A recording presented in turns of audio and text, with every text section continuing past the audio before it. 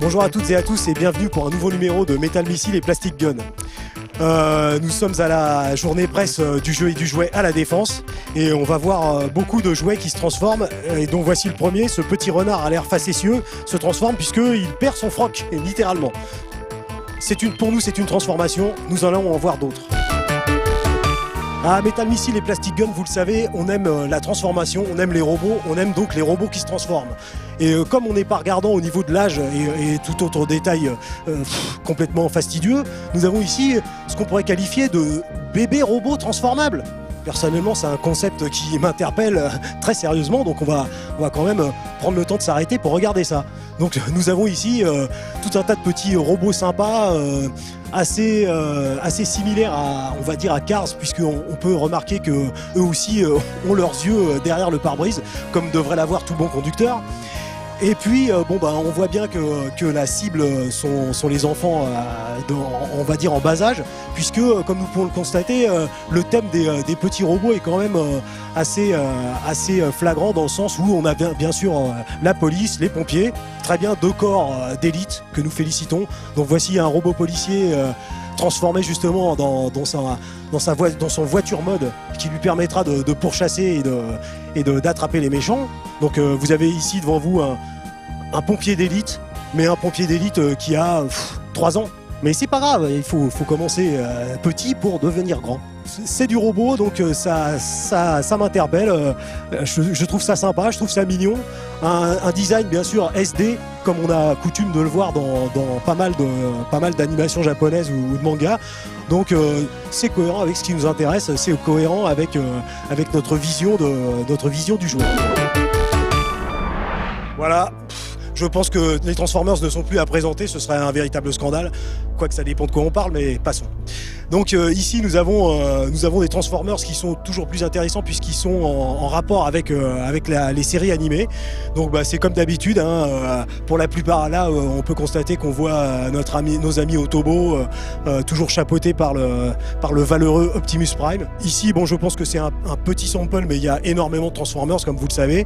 Et puis là nous avons donc un modèle plus grand et qui offre de plus grandes possibilités de transformation. Donc c'est l'Autobot Infinitus Sentinel Prime, tout un programme.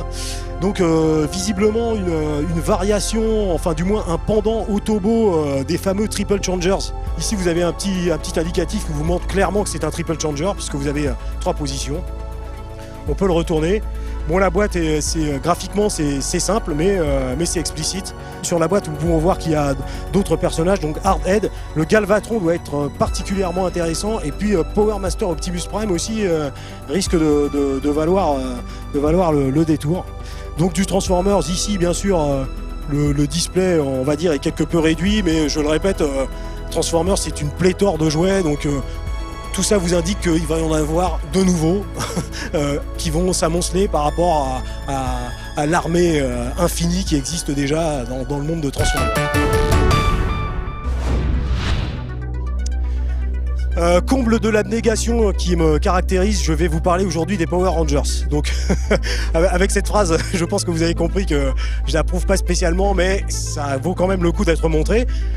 Donc ici en France, nous en sommes à Power Rangers Dino Supercharge, donc notamment notre ami le Tyrannosaure rouge ici qui peut faire le vide autour de lui puisque apparemment sa taille est montée sur un axe et à l'aide d'une pile il peut tourner sur lui-même pour fracasser ses adversaires d'un coup de queue rageur et voire haineux. On voit aussi qu'il y a un principe de petites piles que vous pouvez inclure à l'intérieur du jouet, sûrement pour programmer ses actions.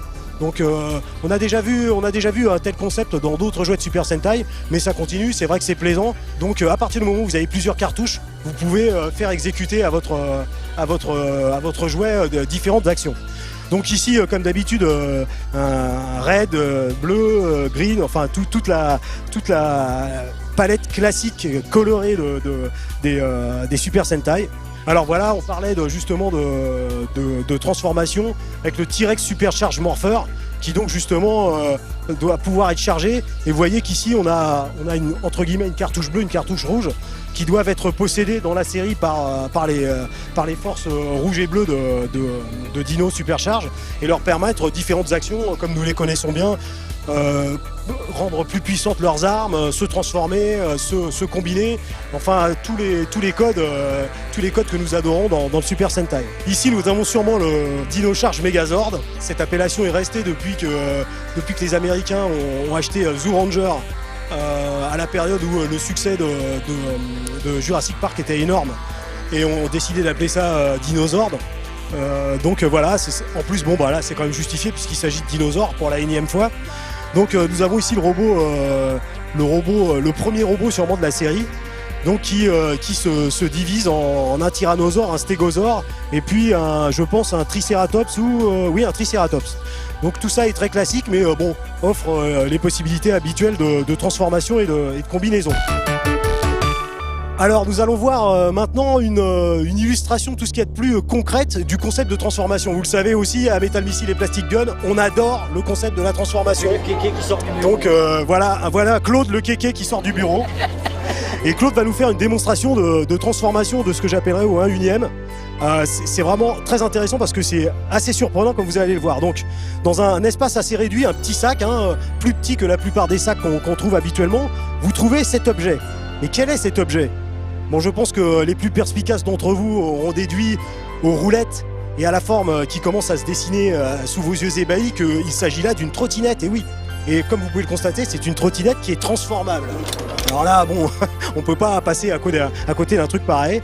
Voilà, comme vous voyez, Claude excelle à la transformation de trottinette. Et là, je parle, et Claude a triomphé de l'épreuve qui lui était imposée et a transformé cette trottinette sûrement en 1 minute 30. Donc, voilà, même pas, dit-il.